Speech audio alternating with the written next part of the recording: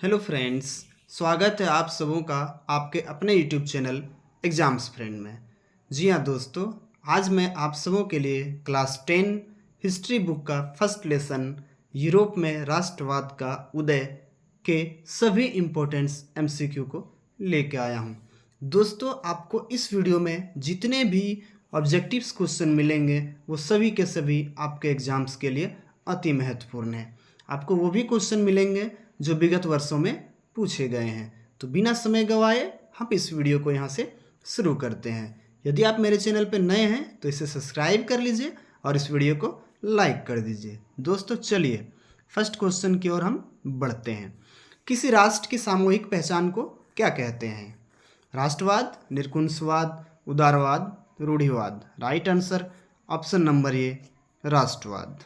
Question number 2, वह राज्य जहाँ की राजनीतिक सत्ता उसकी सांस्कृतिक सत्ता में मिलकर बनती है उसे कहते हैं, उसे क्या कहते हैं?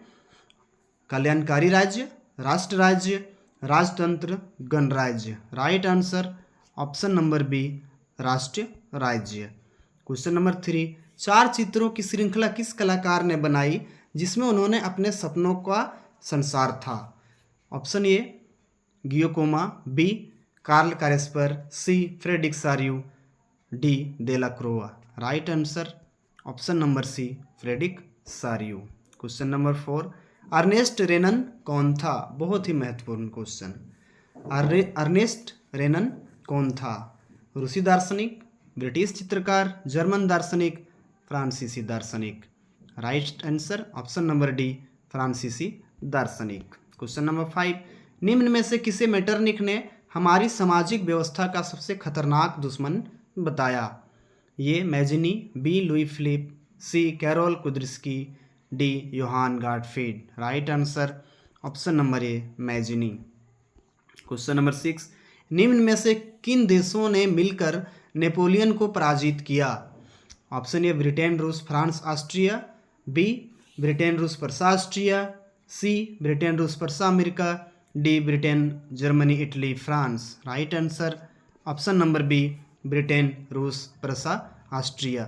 दोस्तों यदि आप पीडीएफ और नोट्स प्राप्त करना चाहते हैं हिस्ट्री, इंग्लिश और दूसरे सब्जेक्ट का, तो आप इस नंबर पर व्हाट्सएप मैसेज कर सकते हैं। आगे बढ़ते हैं। क्वेश्चन नंबर 7, राष्ट्रवाद की पहली अभिव्यक्ति किस क्रांति के साथ हुई? ऑप्शन ए रूसी क्रांति, यूनानी स्वतंत्रता संग्राम, फ्रांसीसी क्रांति, इसमें से कोई नहीं। Right answer option number C फ्रांसीसी क्रांति। क्वेश्चन नंबर 8, एकीकरण के बाद जर्मनी का सम्राट किसे घोषित किया गया?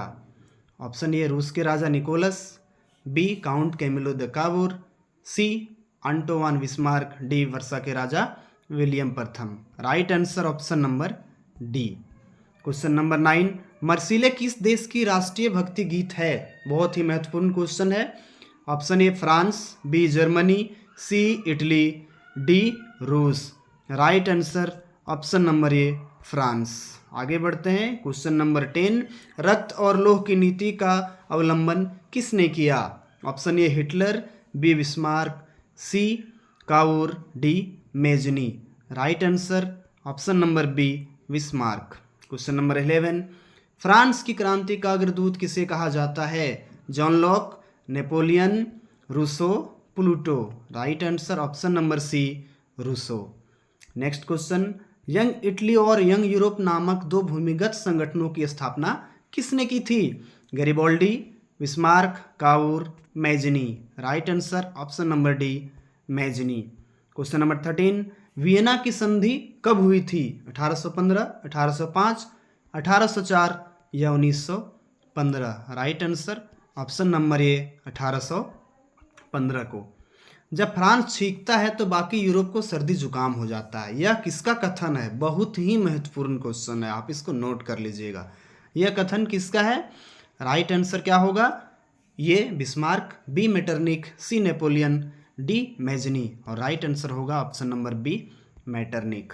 क्वेश्चन नंबर 15, काउर को राजा विक्टर एमैनुअल द्वितीय ने किस पद पर नियुक्त किया था? ऑप्शन देख लेते हैं हम लोग। सेनापति, राजदूत, प्रधानमंत्री, गृह मंत्री। राइट आंसर क्या होगा? ऑप्शन नंबर सी प्रधानमंत्री। आगे बढ़ते हैं 16 में। 1871 के बाद यूरोप में राष्ट्रवादी तनाव का एक गंभीर स्रोत था। क्या स्रोत था वो? जर्मनी क्षेत्र, एशियाई क्षेत्र, ऑस्ट्रिया, बाल्कन क्षेत्र। Right answer option number D, Balkan क्षेत्र। क्वेश्चन नंबर 17, कवियों और कलाकारों ने यूरोपीय सभ्यता का पालन किस देश को बताया? यूरोपीय सभ्यता का पालना किस देश को बताया था? यूनान, रूस, France, England. Right answer option number ए, यूनान। आगे बढ़ते हैं। जर्मनी का एकीकरण कब पूरा हुआ? 1870, 1871, 1861, 1860। Right answer option number B, 1871। Question number 19, 19वीं सदी के मध्य इटली कितने राज्यों में विभक्त था? ये देखिए नीचे में था आ गया है। 19वीं सदी के मध्य इटली कितने राज्यों में विभक्त था? 2, 5, 7, 8। Right answer option number C, 7। PDF और नोट्स आपको चाहिए तो इस नंबर पे आप मैसेज कर सकते हैं। आगे बढ़ते हैं। जर्मन वीरता का प्रतीक किसे माना जाता है? देवदार, अशोक, ओक, बलूत। Right answer option number D, बलूत। 21 में आते हैं। कुस्तुनतुनिया की संधि कब हुई? बहुत ही महत्वपूर्ण क्वेश्चन। कुस्तुनतुनिया की संधि कब हुई? 1832, 1829, 1830, 1831। Right answer option number B, 1832। 22 में आइए।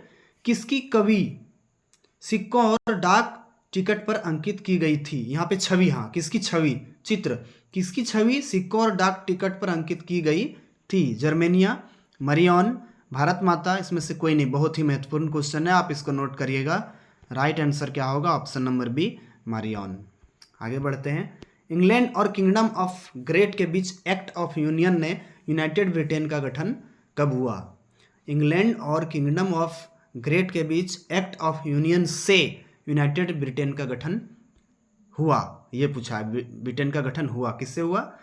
ऑप्शन ए, रूस, France, Scotland, Germany. Right answer option number C, Scotland. Question number 24, Germany के एकीकरण में प्रमुख भूमिका निभाने वाले बिस्मार्क कहाँ के चांसलर थे? बहुत ही महत्वपूर्ण question. Option A, Austria, B, Berlin, C, Munich, D, Prussia. Right answer option number D, Prussia. आगे बढ़ते हैं। 25, ये भी महत्वपूर्ण क्वेश्चन है और ये पूछा जा चुका है। बुर्बो राजवंश का शासन किस देश में था? France, Britain, Germany, Scotland. Right answer option number A, France. आगे बढ़ते हैं।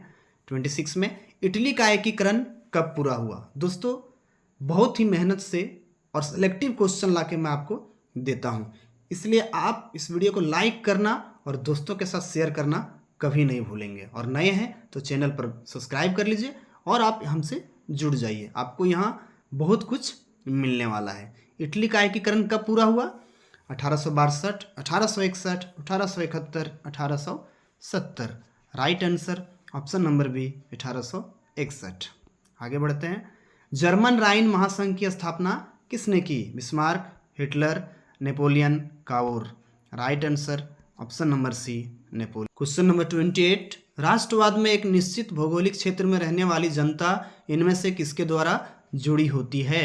ऑप्शन ए, समान संस्कृति, बी, समान इतिहास, सी, भाषा और लोक परंपरा, डी, उपरोक्त सभी। राइट आंसर हो जाएगा ऑप्शन नंबर डी, उपरोक्त सभी। क्वेश्चन नंबर 29, चार्टिस्ट आंदोलन किस देश में हुआ? महत्वपूर्ण क्वेश्चन है, एग्जाम में पूछे जाने की पूरी संभावना है। किस देश में हुआ? Option A, England, B, Bharat, C, रूस, D, Germany. Right answer option number A, England. आगे बढ़ते हैं और आते हैं 30 में। सामाजिक उपबंध नामक पुस्तक के लेखक कौन थे? महत्वपूर्ण क्वेश्चन है, पूछे जाने की संभावना भी अत्यधिक है। कौन थे? Montesquieu, Rousseau, Diderot, Voltaire. Right answer option number B, Rousseau. आगे बढ़ते हैं। शुल्क संघ जालवेराइन की स्थापना किसकी पहल पर की गई? ऑस्ट्रिया, फ्रांस, प्रसा, रूस। Right answer option number C, Prussia. आगे बढ़ते हैं। बिस्मार्क जर्मनी का चांसलर कब बना? 1856, 1848, 1860, 1871। Right answer option number D, 1871। Question number 33, पहले तुम मनुष्य हो उसके बाद किसी देश के नागरिक या अन्य कुछ, यह कथन किसका है? बहुत ही महत्वपूर्ण क्वेश्चन है, आप इसको नोट करेंगे। Option A Mazzini, B Voltaire, C Rousseau, D Diderot. Right answer option number A Mazzini. आगे बढ़ते हैं। द स्पिरिट ऑफ लॉ नामक पुस्तक का लेखक कौन था? महत्वपूर्ण क्वेश्चन है, ये पूछा गया है आपसे। द स्पिरिट ऑफ लॉ नामक पुस्तक का लेखक कौन था? और राइट आंसर क्या हो जाएगा? राइट आंसर हो जाएगा ऑप्शन नंबर बी मॉन्टेस्क्यू। आगे बढ़ते हैं। Question number 35। फ्रांस में किनको मतदान का अधिकार नहीं था? संपत्ति विहीन पुरुषों को, सभी महिलाओं को, ए और बी दोनों, इसमें से कोई नहीं। Right answer option number C A और बी दोनों। Question number 36। विश्वकोश नामक ग्रंथ की रचना किसने की? महत्वपूर्ण क्वेश्चन है, नोट कर लीजिए, एग्जाम में जरूर आएगा। Rousseau, Necker, Voltaire, Diderot. Right answer option number D Diderot. आगे बढ़ते हैं। 37। मेटरनिख कौन था? ऑप्शन ए ऑस्ट्रिया का चांसलर, बी रूस का जार, सी फ्रांस का सम्राट, डी प्रसा का chancellor. Right answer option number ये ऑस्ट्रिया का चांसलर। 38। यूनान को स्वतंत्र राष्ट्र कब घोषित किया गया? 1830, 1832, 1836, 1842। Right answer option number 2 1832। आगे बढ़ते हैं। अपनी स्वतंत्रता से पहले यूनान किस साम्राज्य के अधीन था? रूसी, British, Ottoman, Dutch. Right answer option number C Ottoman. आगे बढ़ते हैं। किसे यूरोपीय सभ्यता का पालना कहा जाता है? महत्वपूर्ण है, नोट कर लीजिए। किसे यूरोपीय सभ्यता का पालना कहा जाता है? ब्रिटेन, रोम, जर्मनी, यूनान। Right answer option number D, option number 4 या डी कह लीजिए, यूनान। जी हाँ दोस्तों, यदि आपको इसका नोट्स और पीडीएफ चाहिए तो आप इस नंबर पर व्हाट्सएप मैसेज करके ये प्राप्त कर सकते हैं। उम्मीद है ये वीडियो आपके लिए हेल्पफुल साबित होगी और फ्यूचर में इस वीडियो से आपको बहुत से क्वेश्चन मिलने वाले हैं। मिलते हैं अगली वीडियो में, तब तक के लिए जय हिंद, वंदे मातरम।